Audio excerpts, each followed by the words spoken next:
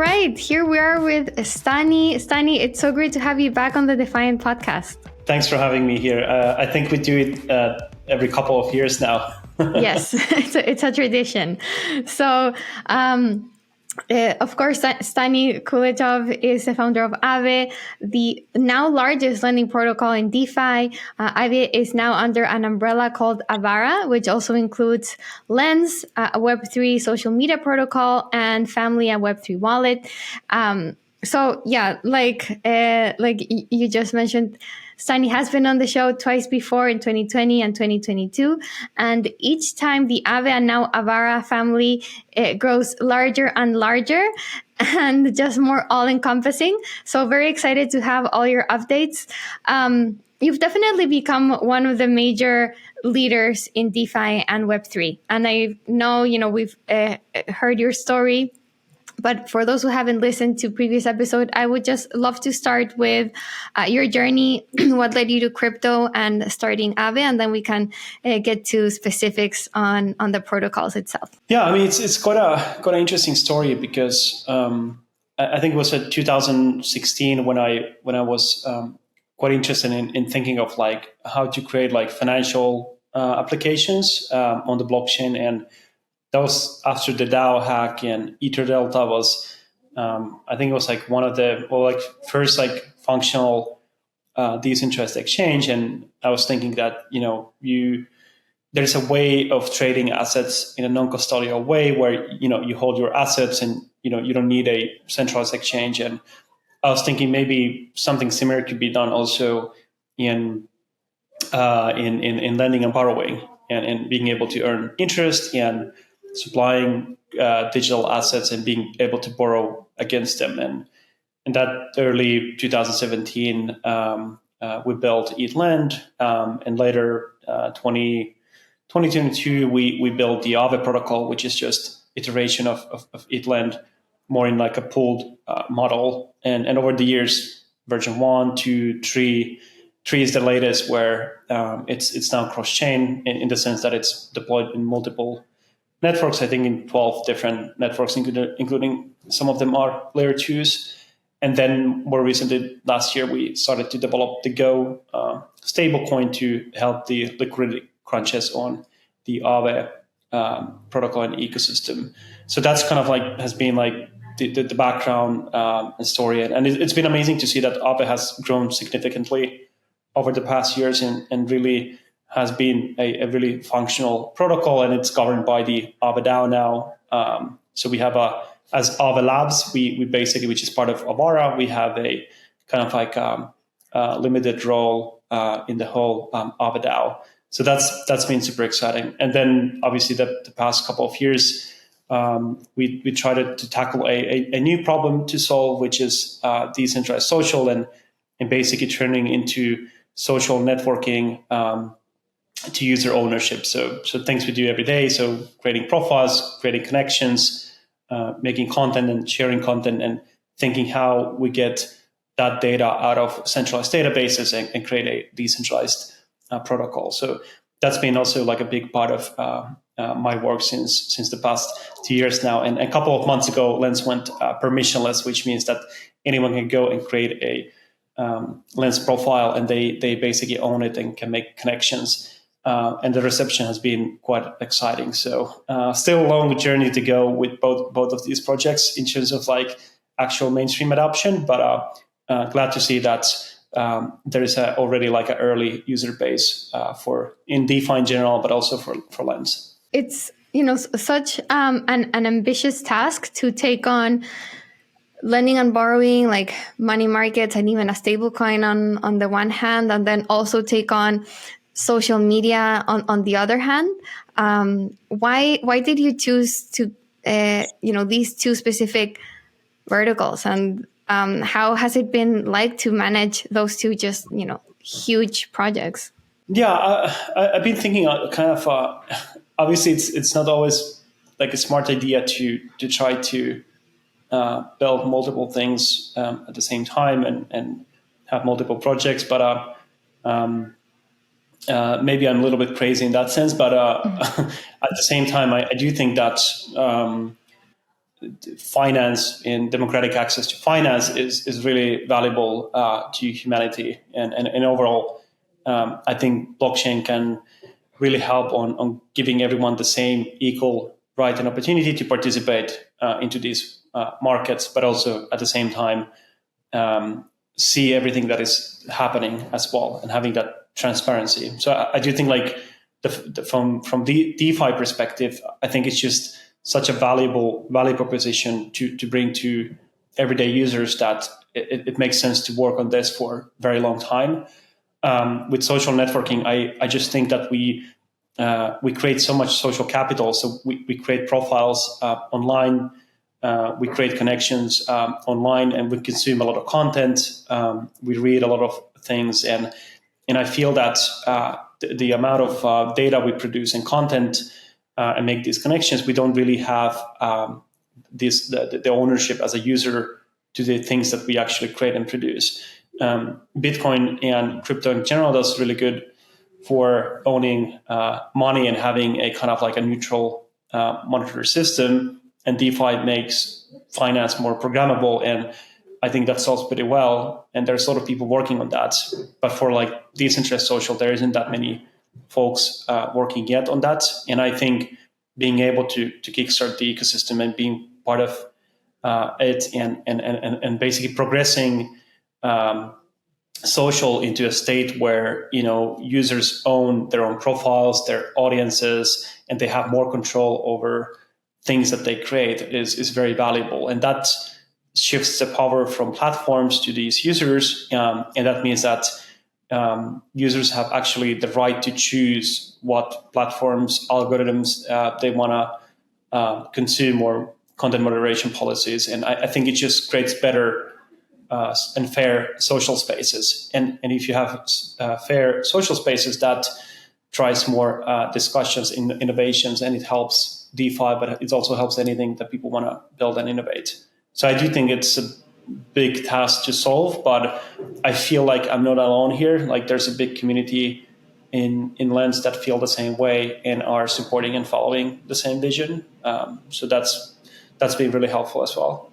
Yeah, I think it's become clearer and clearer for most of us in crypto and Web3 that we do need a decentralized social media protocol or model or platform. And hopefully it's becoming clearer to a mainstream audience as well that we've been giving away all of our data and information for too long, for basically for free to all these big companies.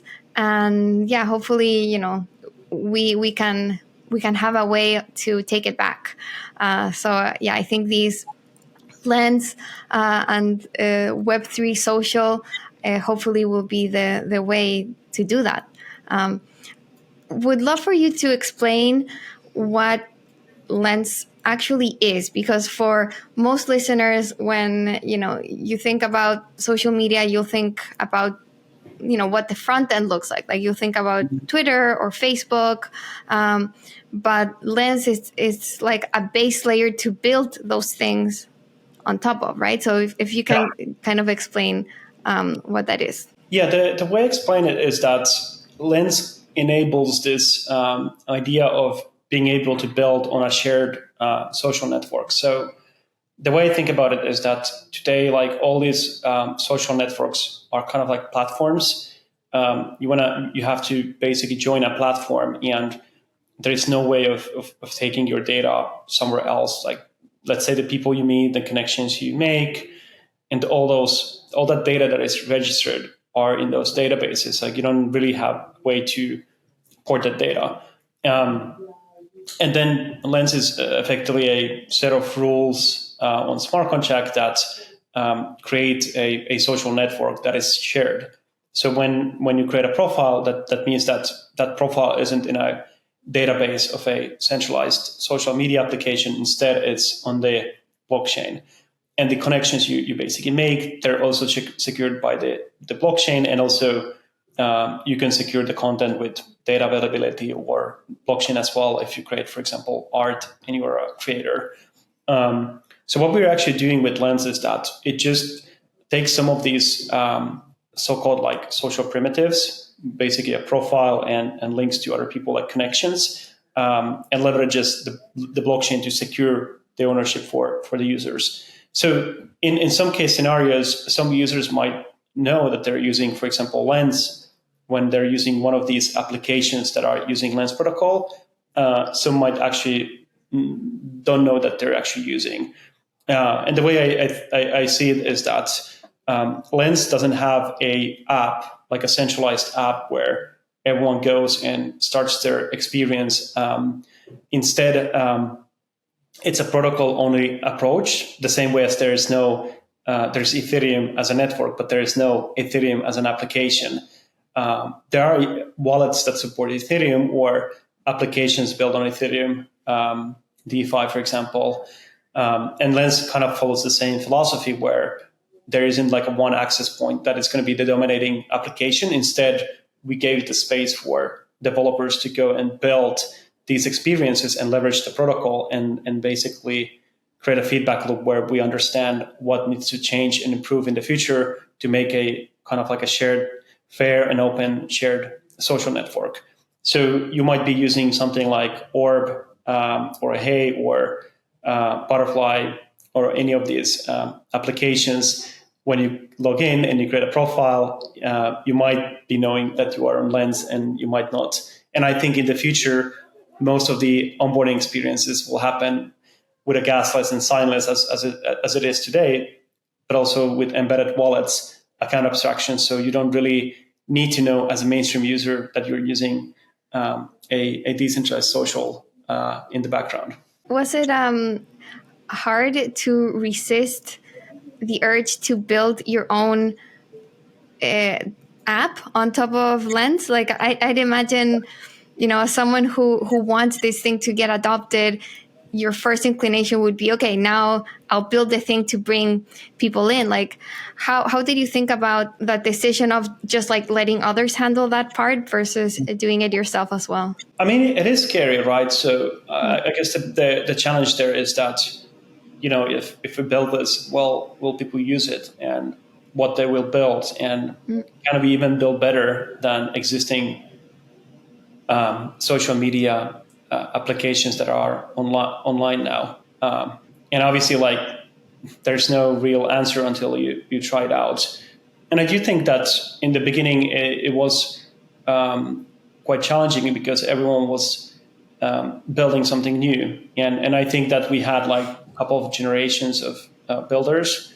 Like the first builders were super excited about Lens and they wanted to build existing social experiences. Like basically what we see with Twitter and Instagram. And the second generation is more of like a remix culture. So what if we try something like a little bit new here? And Orb is a good example of that it feels something new.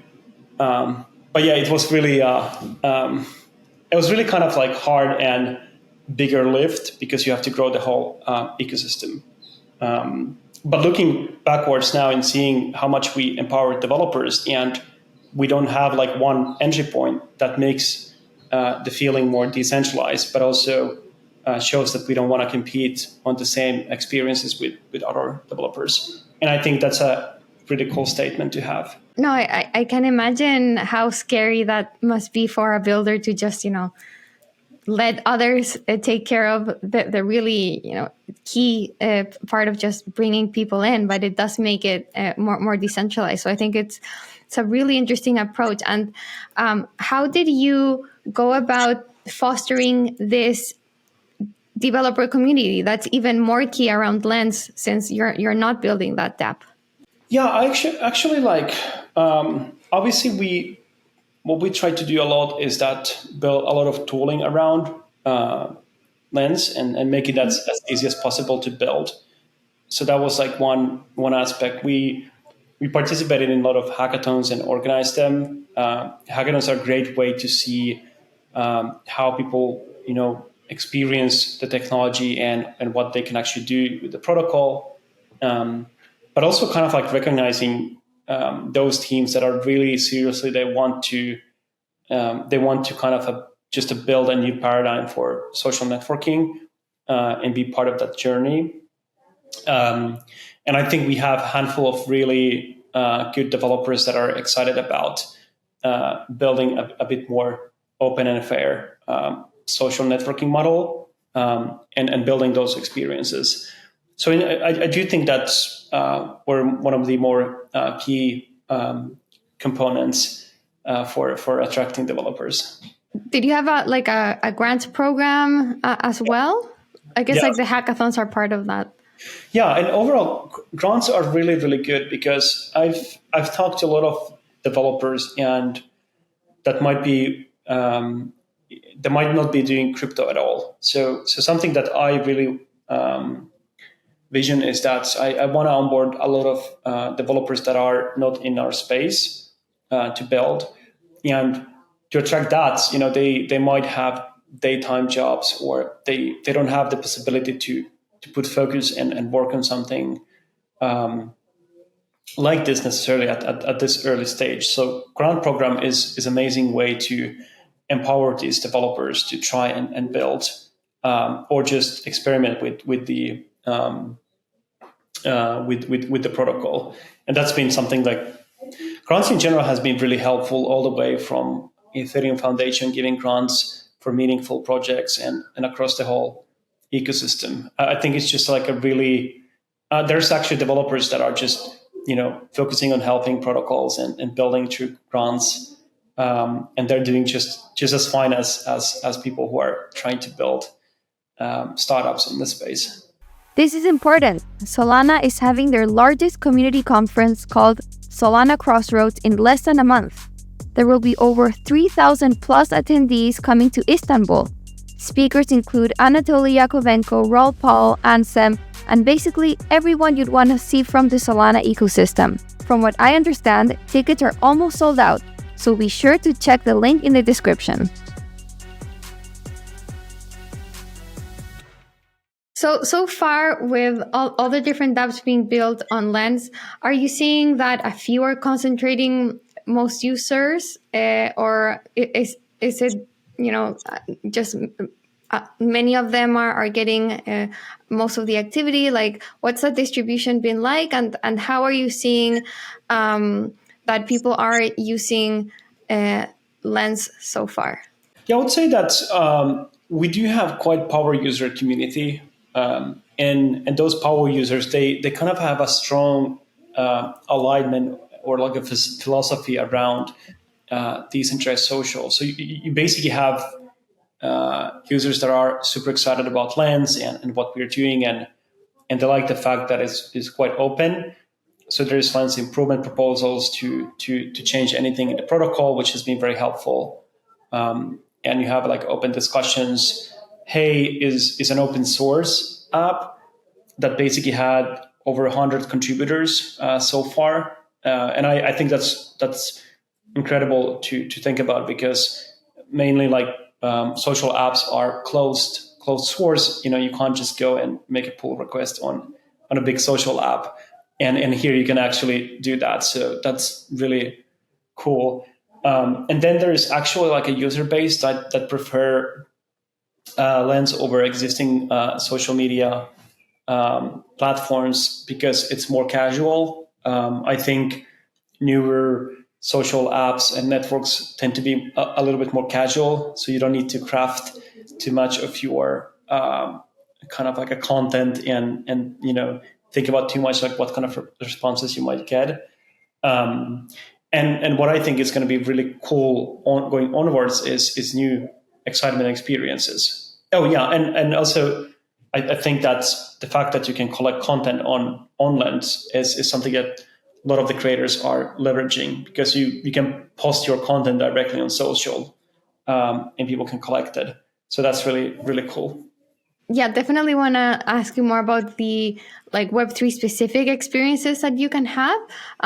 But before, if you can give me a sense of the most interesting stats that you like to track about Lens, and what that traction has been like so far. Yeah, I mean, I do track. There's like a nice dashboard made by Sea Launch. So it's a small team that has been building like a really interesting dashboards, and they approach our community and build one. So obviously there's 305,000 profiles minted. And what's interesting is that you basically pay 8matic for a profile. You can pay with a card as well. And then you truly own that profile. And the price there is kind of like to mitigate spam. And I don't know if it's going to be a long-term kind of like a solution or at some or whether there will be sponsored profiles in the future. But it definitely like showcases that you have to have a little bit of commitment to join Lens. And we don't follow daily active users because it's a protocol, so we don't have the data from like how people are opening the social apps, how they're scrolling. We only see data of actions. And what I like about Lens is that the Lens users are actually earning as well at the same time. So when they share content that gets collected, they can actually earn on that. And the user activity dashboard shows that the top users on Lens, they're earning over 10,000 USD in annualized. And what I think is interesting here is that when you use traditional social media applications, you don't really get any kind of compensation. You might get rarely, but Lens kind of like has this monetization completely by default, which is really fascinating. Awesome. Okay, so yeah, I see here. I have the Dune dashboard for Lens, and see that there are almost 380,000 users. And yeah, there's also many thousands of daily transactions and so on. Ready to dive into the world of on-chain derivatives? Syn Futures is your decentralized portal to trading futures and perps with up to 100x leverage. Now live on Blast mainnet, Syn Futures v3 combines limit orders and concentrated liquidity into a single unified liquidity model dubbed Oyster AMM, offering unparalleled capital efficiency. Earn triple airdrop rewards through an incentive program designed around Blast and Syn Futures points. And join the new Trading Grand Prix competition to win a piece of the $500,000 prize pool. Visit synfutures.com to start your decentralized trading journey today. That's synfutures.com. This stat that you mentioned about the $10,000 of annualized revenue for sharing content is super interesting. Can you explain more about how you get that number? Yeah, so basically, the monetization is available by default on Lens. So some people use Lens most people will use Lens without thinking about monetization at all. But then you have creators that actually think about monetization. So you can collect monetization with follows, paid follows, or making the content that you create collectible. And you can split fees with any users. And anyone that shares the content, collectible content, can earn as well. So those are the main things. And also there's like tipping. Tipping is quite popular. And more recently with the open actions, it makes Lens more composable. So for example, you can make a Uniswap swap directly on Lens and share the fees with yourself and all the other, maybe like whoever reposts the open action.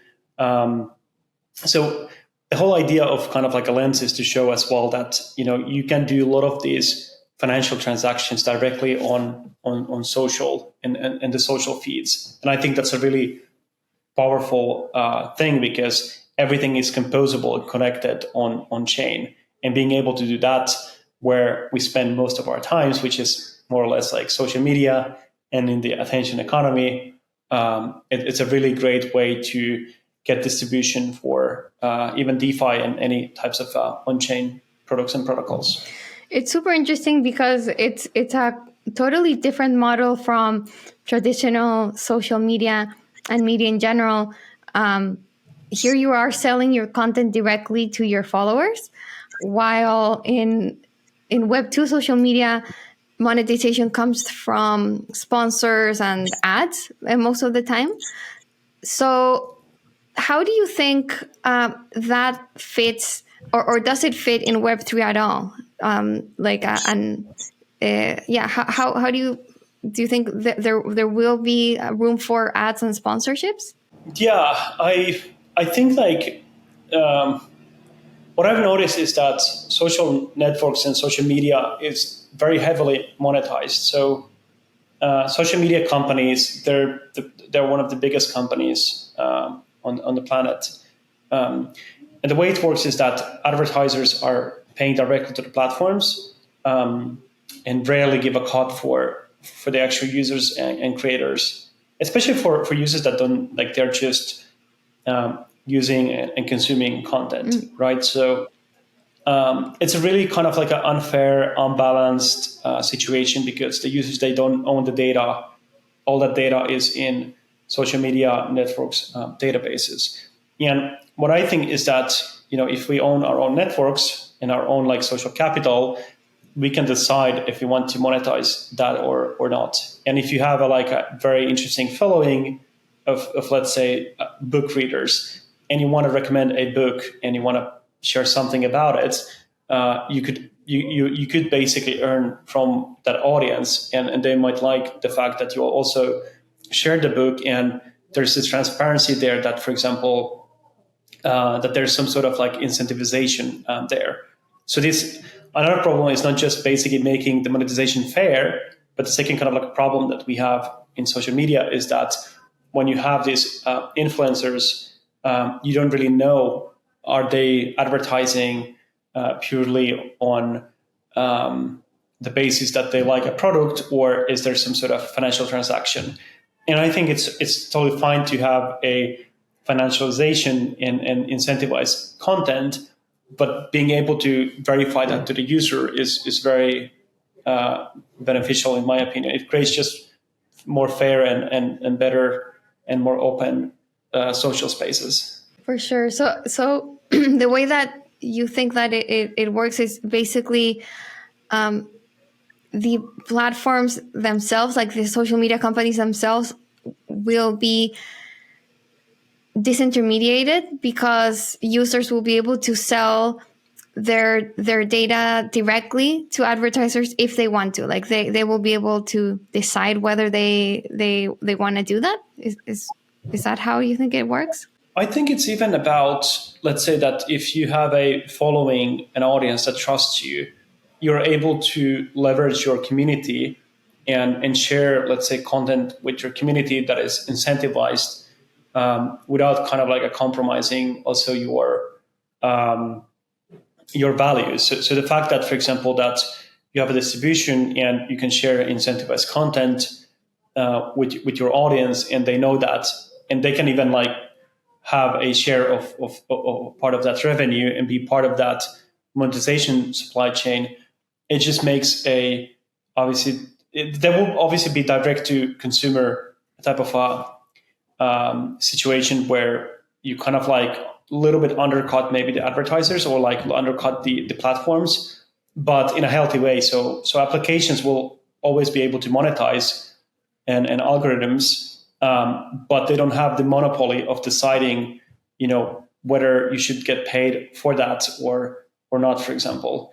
I think that's the key component, like kind of like how to get the power and mitigate the power that these platforms have, and give this power to the users and create more just a fair economy. Have you heard about Safe? They're not just pioneers in crypto custody, but they're also leading the way with smart accounts. With Safe, managing your crypto is smarter and safer than ever. They've secured over $100 billion in total value and are available in more than 15 networks. Safe is also revolutionizing the industry with their full compatibility with ERC 4337, making it super easy to integrate wallets into your daily crypto activities. And for crypto enthusiasts, Safe has something special: the Safe Pass Activity Rewards Program. Launching soon, it's a fantastic way to engage and earn rewards. So what are you waiting for? Visit safe.global Sign up for the Safe Pass Activity Rewards program and secure your spot at SafeCon during the Berlin Blockchain Week. Be part of the transition that's setting a new standard in the world of custody. What role does crypto play in all this? Is it like a more efficient payment tool, or like does it make tipping and micropayments easier? What? How do you see that like tokens being integrated? I do think that crypto makes super efficient monetization rails like by default. So that's probably like a big value proposition there. Being able to pay with someone with USDC is, or Go today quite cool, because once you send the payment, you know that the payment, like you can look at the Block Explorer and see that that payment went through. You don't have to ask the recipient or call your bank, and deal with any of that stuff. So it's very efficient. And EVM, so Ethereum Virtual Machine, makes it programmable as well. So you can create different kinds of things. Like on Lens, you can share the monetization. You can basically program that if certain, let's say that if someone collects a content, maybe 10% goes to donations of that. Maybe 20% goes to something else. So you have that kind of like a payment trail aspect. And also the way we use blockchain is that we want to establish data integrity. So there's different ways to build decentralized social networks. So there's like blockchain models and federated models. We believe that using blockchain is a way to ensure a data integrity and consensus of the state of the data. And once you have data integrity, you can create censorship-resistant assets or protocols or other types of primitives. And what I mean by censorship-resistant, I mean that you can create a ownership structure where people own their own identities, their own assets, and so forth. And I think kind of like the risk of federated models is that you still are running a client-server infrastructure. And then even if you're incentivized to run it, it's basically to pay for uptime. And I think what blockchain does pretty well is that in a federated model, you might have a problem where if someone asks you to, take down or change the format or the data structures, there's nothing stopping you, being able. But a blockchain consensus means that on every block there needs to be a consensus of what is the data. So I think that's how we kind of like use blockchain, which is the basis of crypto and cryptocurrencies. And then the next step is to solve is privacy. So how we enable these kind of censorship-resistant social primitives and create ownership for the users, but how do we enable also privacy so people can actually decide what to share to these applications, and also how to make private transactions. And that's something we're super kind of like interested in at the moment and doing a lot of research. Yeah, I think that'll be key in order for Web3 social to grow. I think most people will be concerned about having all their information and transactions just like in a public blockchain. So that's great. And speaking of blockchains and tokens and so forth, you mentioned you recently went permissionless in I think it was in February.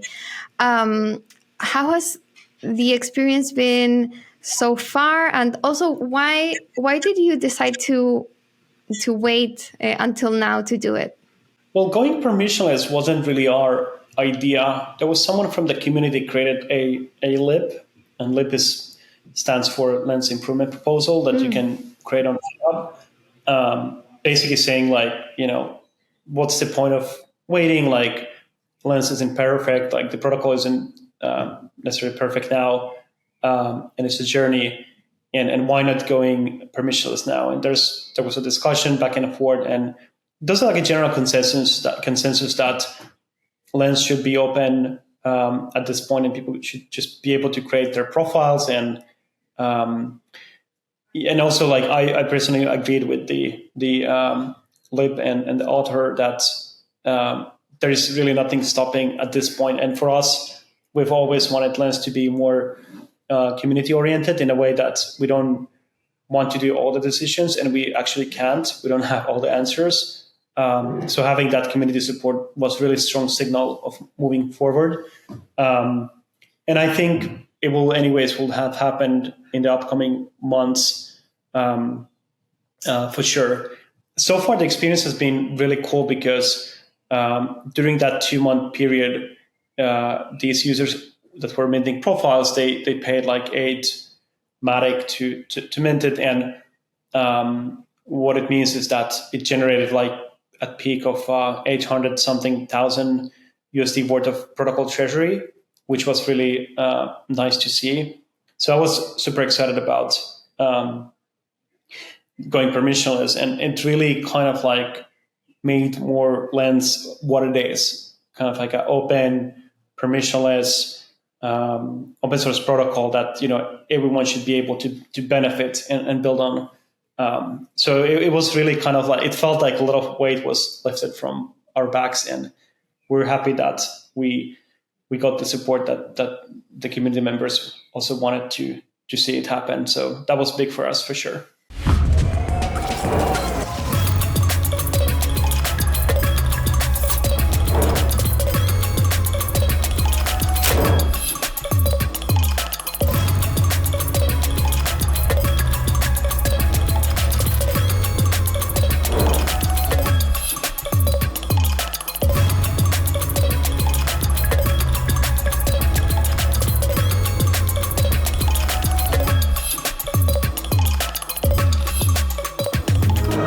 In that time, another Web3 social app has, gained a lot of traction and popularity with Farcaster.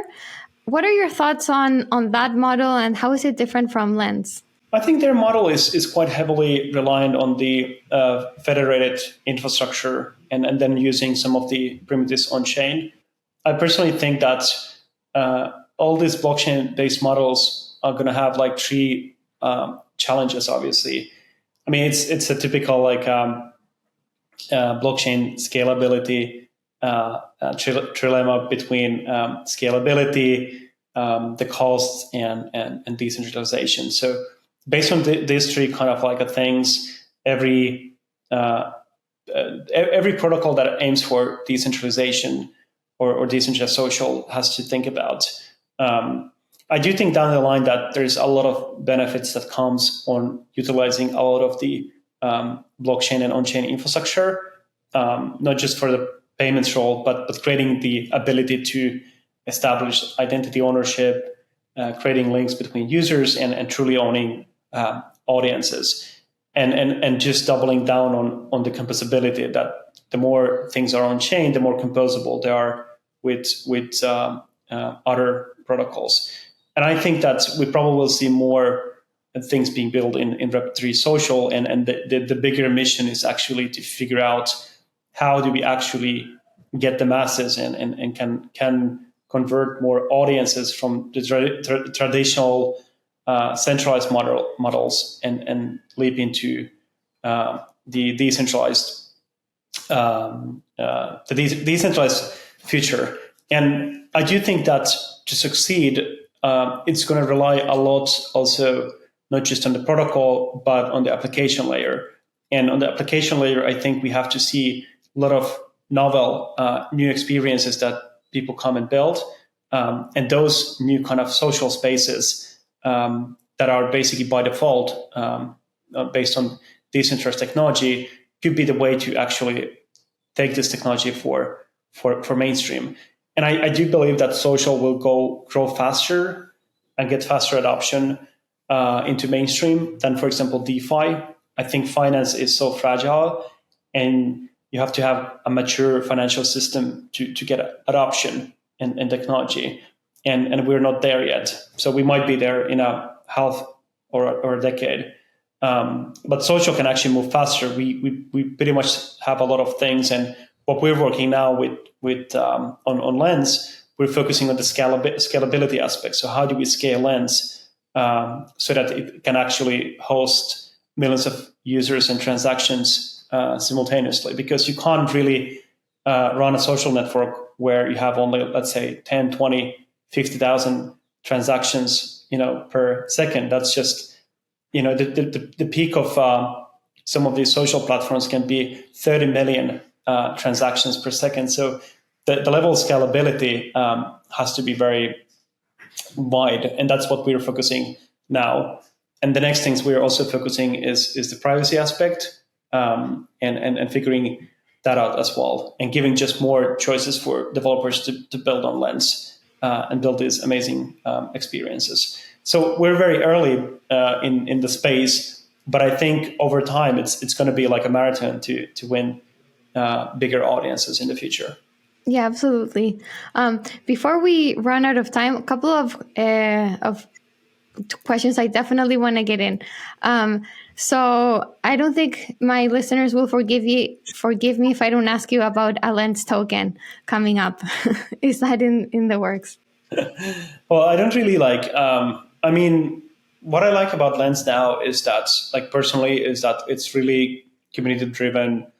The protocol is open source; anyone can build and use it. And obviously, any improvements into the ecosystem to the protocol itself can happen through Lens improvement proposals. So it's really it's in a really cool state. And obviously, there's still so much to be built. I just think that even the infrastructure is still kind of there's so much to build there. So it's going to be a really long journey, and DeFi is going to be also long. So whoever is kind of following and participating in the ecosystem, I'll definitely say that.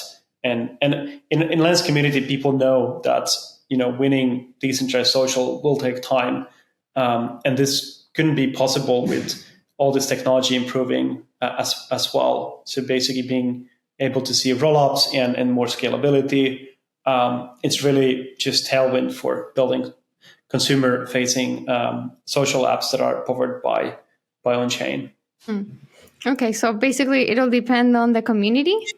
Well, it's the way I would say is my mind is now on scalability. That's where I'm basically focusing now. Okay, got it. And then about Aave, like I said before, it's now become the biggest lending protocol. You have a stable coin. There seems to be this.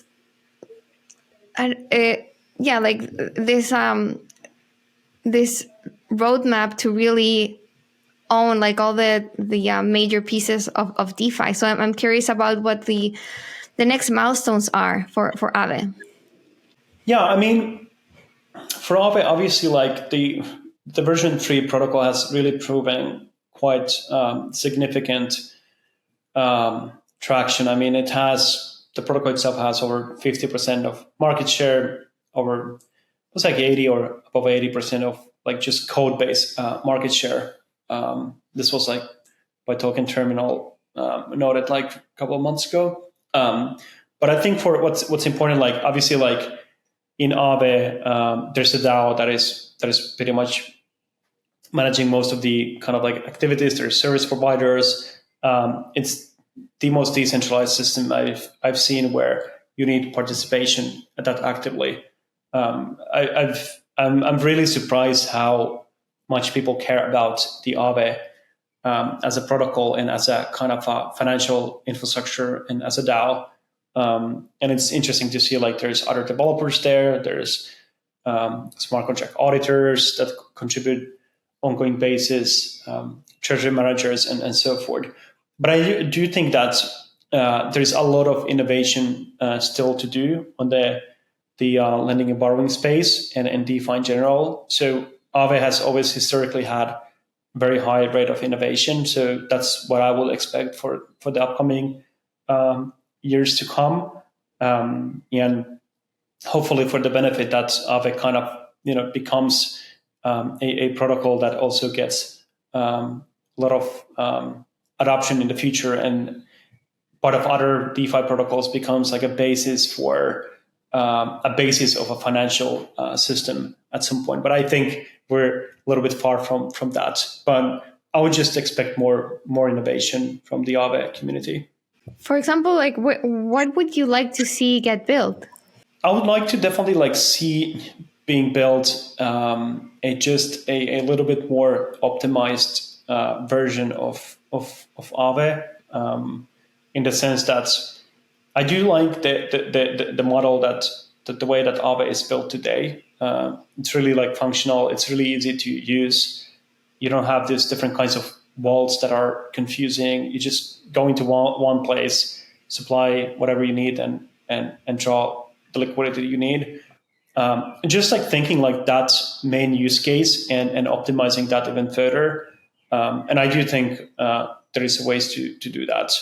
And yeah, that's kind of like a main thing. And I think down the line, we have to think about a little bit more on how to kind of like think of Go and in a ways of bringing new facilitators, thinking about real world assets in the future, and also like what's Go's positioning, because obviously like there's a strong need for decentralized stable coins in this whole like a wider stablecoin spectrum. So what is the amount of RWA should be backing, for example, Go? And I think it's kind of like a debate that every community will with a stablecoin will have.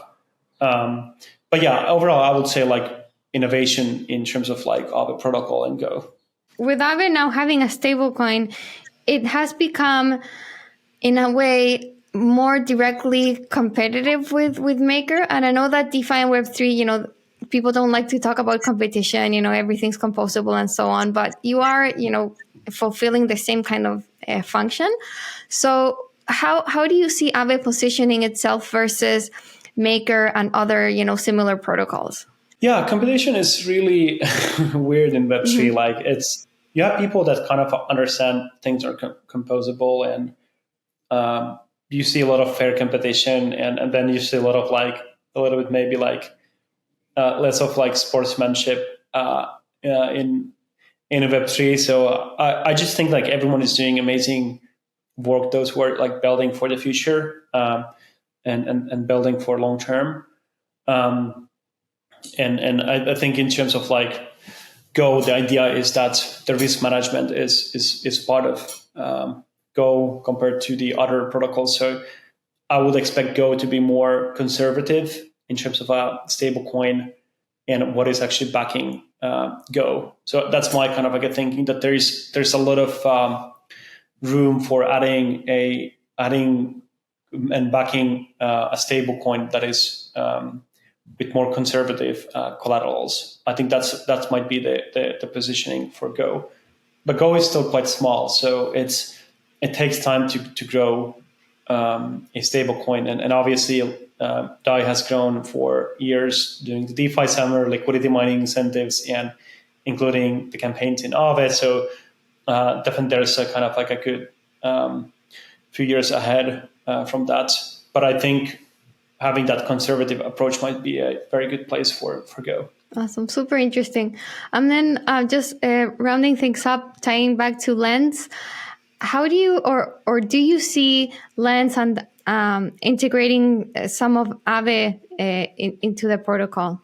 I think some ways that might be the case. I think for Lens, there might be some leverage using Aave, not just for like treasury management of the protocol, but also in terms of like being able to do some of these actions directly on Lens feeds, for example. So I do think there's going to be some sort of synergy there. And there's a lot of Aave community users that are using Lens. So I do think that there might be some interesting synergies for sure. Awesome. Okay. And then final question. You've mentioned a couple of times in our conversation that you think that DeFi is still not there yet to become this like underlying, financial layer, and neither is Web3 social. So what do you think is missing? And like what's exciting to you in the next year or so, that again, like that you want to see get built so that we can get there? I think it's overall just letting these protocols to mature is one kind of like aspect of it. So if we're rebuilding a financial infrastructure and making it more open, transparent, auditable, and just a better system for people, what it really requires is time and maturity, and seeing like which one of these protocols are built for the long term. I think most what we need is actually time than anything else. It sounds like a little bit boring answer, but I just think that like last thing DeFi needs is kind of like a short period financial opportunities that really kind of might add additional risk and blow up the whole system. I'd rather like see more like conservative approaches and developers focusing on the building better experiences and the front end of the DeFi, and just like having more maturity and stability in DeFi. I sound like boring old DeFi guy, but that's what I think will be needed for adoption. Yeah, makes a lot of sense. Cool, Stani. Really appreciate you coming back on the Defiant podcast. Really great to see all the latest with Lens and Aave. And yeah, this was great. Thanks so much. Thank you so much. Thanks for having me.